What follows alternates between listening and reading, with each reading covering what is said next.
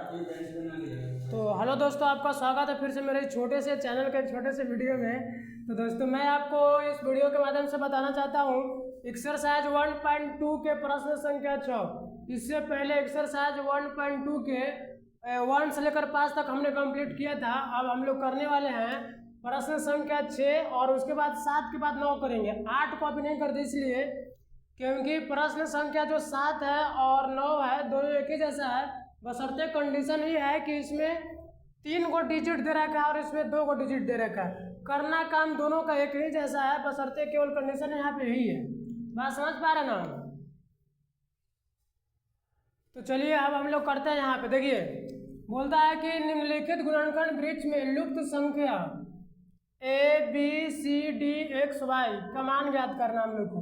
मतलब यहाँ पे गुणनखंड वृक्ष दे रखा है और इसमें लुप्त माने छिपा हुआ कुछ डिजिट है और उसी का हम लोग को करना क्या है, मान ज्ञात करना है। तो इसके लिए हम लोगों को करना यही पड़ेगा कि जो सबसे ऊपर का डिजिट होगा उसको हम लोग को गुना कर देना है, बाकी जो यहाँ से जो नीचे होगा सबको आप भागा कर दो, आपका बन जाएगा। बात समझ पा रहे ना? चलिए हम लोग देखते हैं। जैसे कि फर्स्ट स्टेप में हमने यहाँ पे दे रखा है A दे रखा है और बाकी के इधर जो भी दे रखा है BCDXY दे रखा है, तो सिर्फ यहाँ पे हम लोग गुना करेंगे और बाकी के इधर जितना बच जाएगा हम लोग भागा कर देंगे तो हम लोग का बन जाएगा। बात समझ पा रहे ना? और इसी प्रकार से प्रश्न और भी दे रखा है 3, 4, 5, 6 और भी प्रश्न होगा जो कि हम लोग सिर्फ प्रश्न संख्या 1 करेंगे और इसके मदद से सारे के सारे प्रश्न का हो जाएगा तो बन जाएगा। बात समझ पा रहे ना? तो देखिए यहाँ पे A है और A का मान ज्ञात करना, हम लोग को मान ज्ञात करना A का, B का, C का, D का और उसके बाद X का और उसके बाद Y का मान ज्ञात करना। बात समझ पा रहे हैं?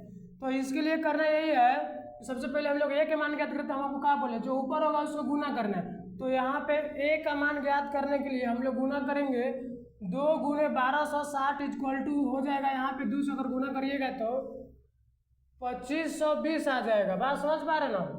उसके बाद अब इधर जितना डिजिट बचेगा उस सब में आप भागा कर दो, आपका बन जाएगा। अब देखिए यहाँ पे B लिखा हुआ है और यहाँ पे 630 और यहाँ पे 1260 है। आप इजीली क्या करो, इसको 630 से 1260 में भागा कर दो, आपका बन जाएगा। तो वैसे भी 1260 में अगर आप 630 से करिएगा तो आपको 2 बार में इजीली लग जाएगा, मतलब B के जगह पे 2 आएगा। तो हम लोग यहाँ पे लिखेंगे B बराबर 1260 भागा और 630 हो जाएगा, जिसका मान 2 हो जाएगा। अब आगे देखते हैं हम लोग।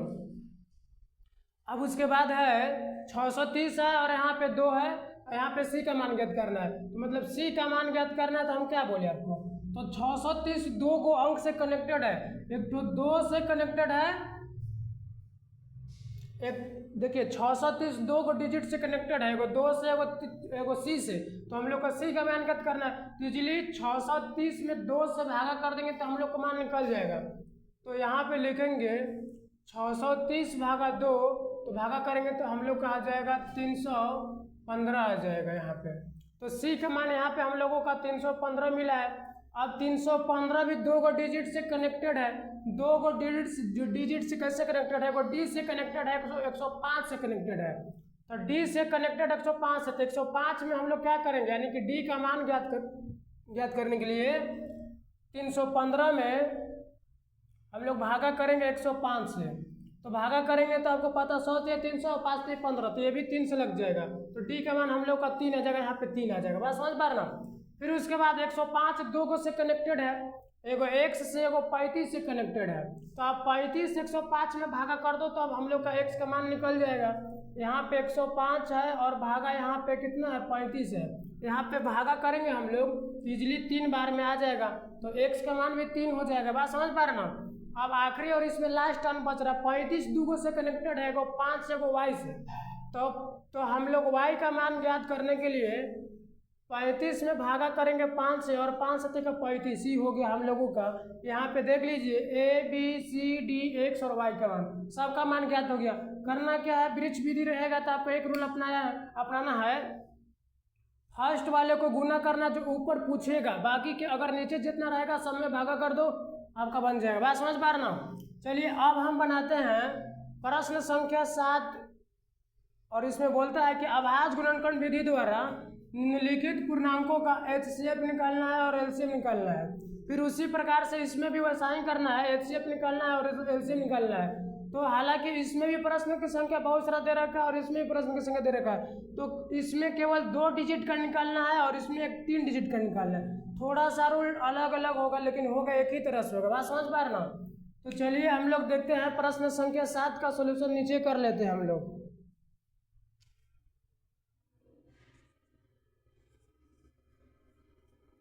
देखिए प्रश्न संख्या 7 का पहिलका का हम लोग सोल्यूशन करने वाले हैं, जिसमें 96 है और हम लोग का 404 है। और करना क्या है, करना है कि एचसीएफ निकालना है और एलसीएम निकालना है। तो चलिए हम लोग सबसे पहले हम लोग 96 का फैक्टर करेंगे और उसके बाद में 404 का फैक्टर करेंगे। तो 96 का फैक्टर करेंगे तो 2 से मतलब फैक्टर करना है भाई, फैक्टर कर लो आराम से, इसमें कोई दिक्कत ना है क्योंकि हम लोग ये पहले ही सीख चुके होते हैं सब।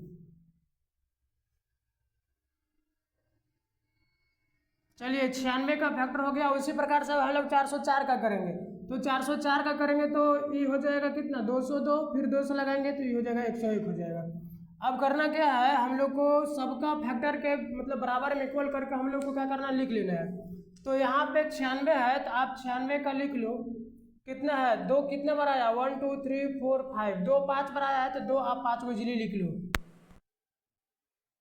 फिर उसके बाद में 3 एक बार आया है तो 3 एगो लिख लेंगे। फिर उसके बाद 404 का कितना कितना आया हम लोगों का, तो 404 का 2 बार आया है तो 2 बार लिख लेंगे। और एक बार 101 आया है तो एक बार 101 लिख लेंगे। बात समझ पा रहे ना? तो अब देखो करना क्या है, एचसीएफ का मतलब होबे करता है हाईएस्ट कॉमन फैक्टर, जो कि सबसे ज़्यादा डिजिट जिसमें शामिल हो।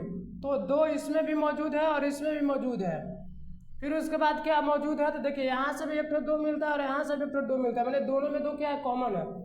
अब इसके अलावा कोई भी डिजिट कॉमन नहीं है तो सिर्फ हम लोगों का यहाँ से एचसीएफ निकल जाएगा। यहाँ से 1 2 निकलेगा और उसके बाद में यहाँ से 1 2 निकलेगा। तो 2 दूना का 4, हम लोग एचसीएफ का आंसर हो गया हम लोगों का 4 हो गया। बात समझ पा रहे ना? अब हम लोग का एचसीएफ निकल गया तो अब हम लोग को क्या निकालना है, एलसीएम निकालना है। तो एलसीएम निकालने के लिए हम लोगों को करना क्या है कि सबसे पहले एचसीएफ जितना आया उसको लिख लेंगे। एचसीएफ 4 आया है तो 4 लिख लिए। फिर उसके बाद में जो जो डिजिट बच गया है उसको खाली लिख लेंगे। तो ई बच गया, ई बच गया, ई बच गया, ई देखो ई बचा, ई बचा, ई बचा, ई बचा और ई बचा। बात समझ पा रहे ना? तो 2 दूना 4, 4 दूना 8, 8 का 24। फिर उसके बाद में कितना है, 101 है।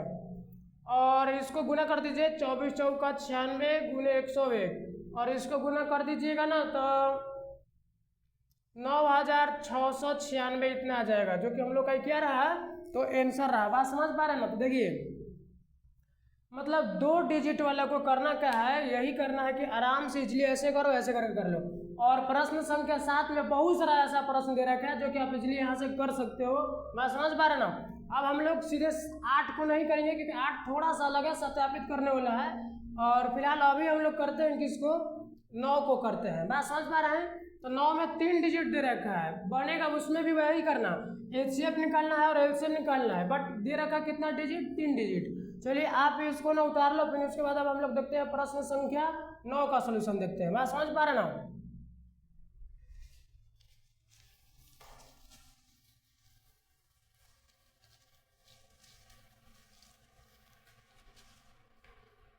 चलिए अब हम लोग देखते हैं प्रश्न संख्या 9 का पहला। देखिए प्रश्न संख्या 7 में बहुत सारा दे रखा है जो कि आप वहाँ से कंप्लीट कर लेना। अब उसके बाद में दे रखा है 9 का। चलिए अब हम लोग सोल्यूशन करते हैं फिलहाल इसको। देखिए यहाँ पे 6 है और एक ठो कितना है, 72 है और उसके बाद 120 है। सबका क्या करेंगे हम लोग, गुणनखंड निकाल लेंगे। हम लोग 2 से लगाएंगे 3 बार में लगेगा, फिर 3 से लगाएंगे 1 बार में लगेगा।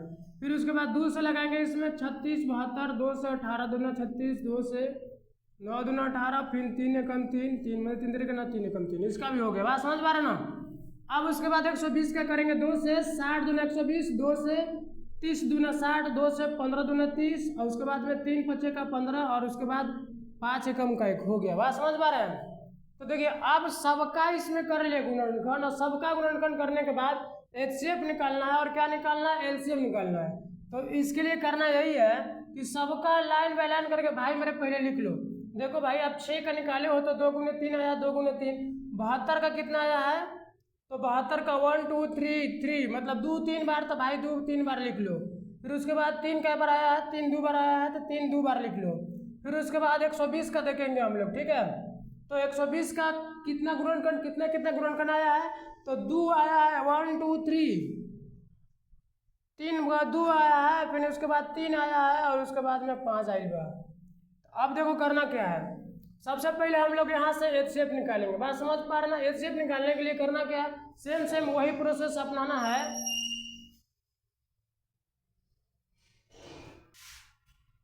चलिए देखिए, तो यहाँ से इसमें ये कॉमन है, तो यहाँ से एक ठो मैच किया। इसके अलावा एक और मैच कर रहा है हम लोग का, इसमें से एगो 3, इसमें से एगो 3, और इसमें से एगो 3, ये दोनों में मैच किया। तो एचसीएफ यहाँ आंसर हो जाएगा 2 गुने 3 बोले तो 2 दिया 6 हो गया। अब इसके अलावा क्या निकालना है, हम लोग को एलसीएम निकालना है। तो एलसीएम निकालने के लिए जितने भी प्रश्न दिया जाएगा उसमें से जो जो डिजिट भाग लिया है उसको पहले लिख लो।